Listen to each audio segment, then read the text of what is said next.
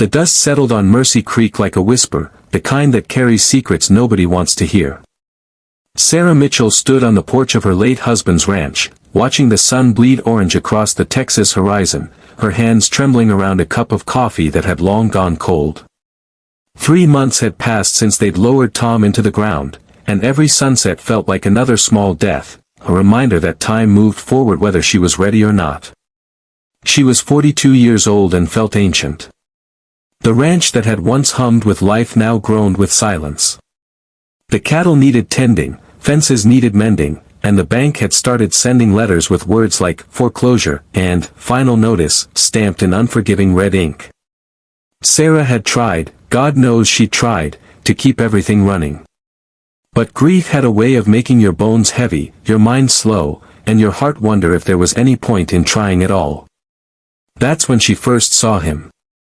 He appeared at the edge of her property line on a Tuesday morning, sitting atop a paint horse that looked as weathered as its rider. He was tall and lean, with a face carved from years of sun and silence, wearing a hat pulled low enough to shadow his eyes. Sarah watched from the kitchen window as he simply sat there, making no move to approach, no gesture of greeting. Just watching. It should have frightened her, this strange man appearing out of nowhere. But something about his stillness felt less like a threat and more like a question he was too polite to ask out loud. By Wednesday, he was closer, mending a section of her fence that had collapsed during the last storm. Sarah grabbed Tom's rifle and marched out to confront him, her heart pounding so hard she could hear it in her ears. "What do you think you're doing?" she called out, trying to sound braver than she felt. The man didn't startle. He simply looked up, and Sarah saw his eyes for the first time, gray as river stones, sad as winter. He tipped his hat with one gloved hand but didn't speak. Instead, he pointed to the fence, then to his work, as if the answer should be obvious. "I didn't ask you to do that," Sarah said, lowering the rifle slightly. "I can't pay you." He shook his head slowly, a small gesture that seemed to say payment wasn't the point.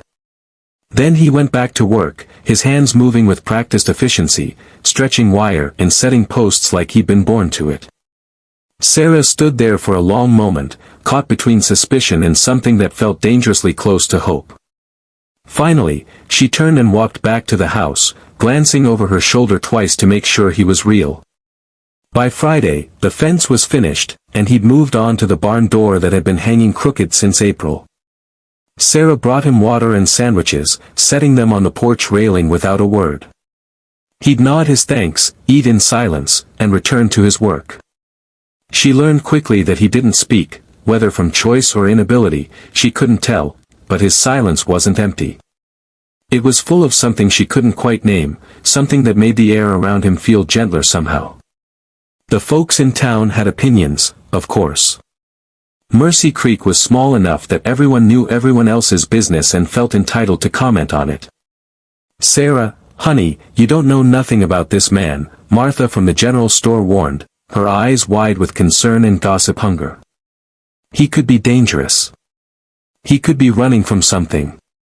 Or running towards something," Sarah replied quietly, surprising herself with the defense. But she did ask around. Nobody in 3 counties had ever seen him before.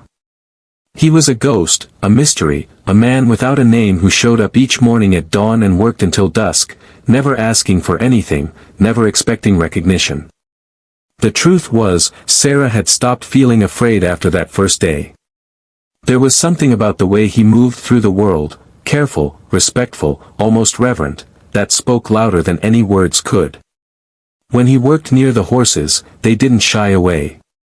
When he walked past the old barn cat, it would wind around his legs, purring.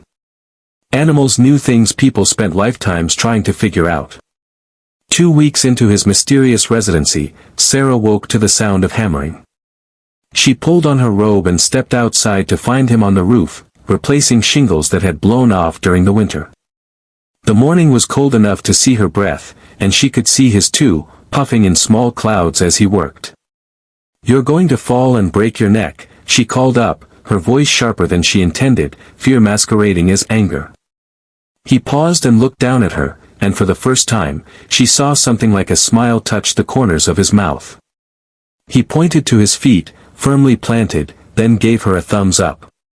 Sarah laughed, actually laughed, for the first time since Tom died. It erupted out of her like a hiccup, unexpected and strange, and she covered her mouth with her hand as if she could stuff it back inside. But the cowboy just nodded, looking pleased, and went back to his work. That night, Sarah sat at Tom's old desk and opened the letters from the bank.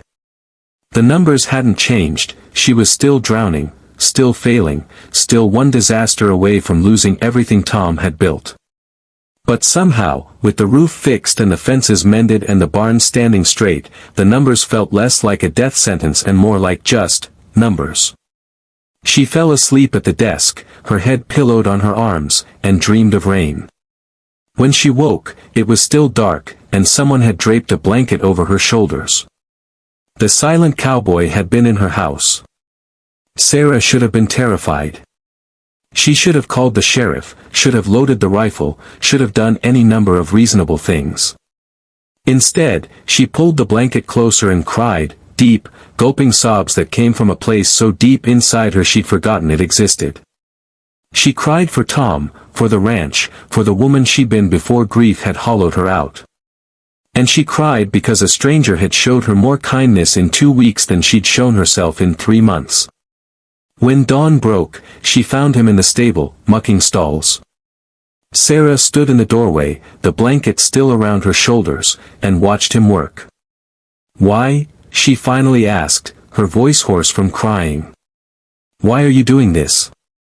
He stopped, leaning on the pitchfork, and looked at her for a long moment. Then he reached into his shirt pocket and pulled out something small and worn, a photograph, creased and faded. He held it out to her. Sarah took it with trembling fingers. The picture showed a woman with kind eyes and a bright smile, standing in front of a ranch house not unlike her own. And beside her, his arm around her waist, was a younger version of the silent cowboy, grinning at the camera like a man who'd never known sorrow. "Your wife," Sarah whispered. He nodded once, then gently took the photo back, pressing it against his heart before returning it to his pocket. His message was clear, he understood loss. He understood how it felt to watch everything you loved slip through your fingers like water. And he was here because maybe, just maybe, he could keep that from happening to someone else. Sarah's throat tightened.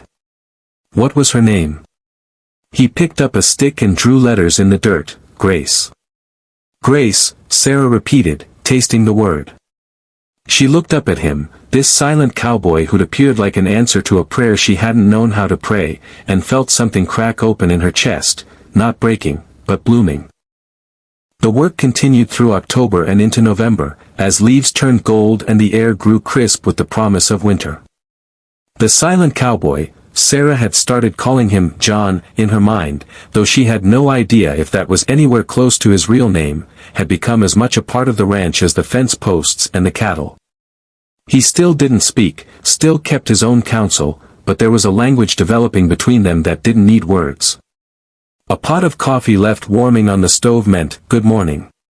Fresh cookies on the porch railing meant, thank you. And the way he'd pause in his work when she walked by, tipping his hat with that small, gentle gesture, meant something she wasn't quite ready to name yet. The ranch was transforming.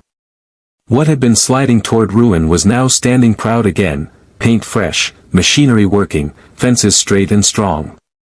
But more than that, Sarah was transforming too.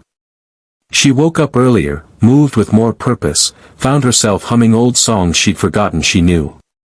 The heaviness that had pressed down on her chest for months had begun to lift, like morning fog burning off under sunlight. He's still here?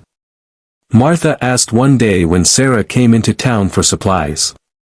The question was innocent enough, but her tone was loaded with implication. He is, Sarah replied evenly, meeting her gaze. People are talking, honey. Let them talk. Sarah loaded a bag of feed onto her cart with more force than necessary. That man has worked harder for nothing than most people work for a paycheck. If folks want to gossip instead of offering help, that says more about them than it does about me. Martha had the grace to look ashamed. "You're right. I'm sorry.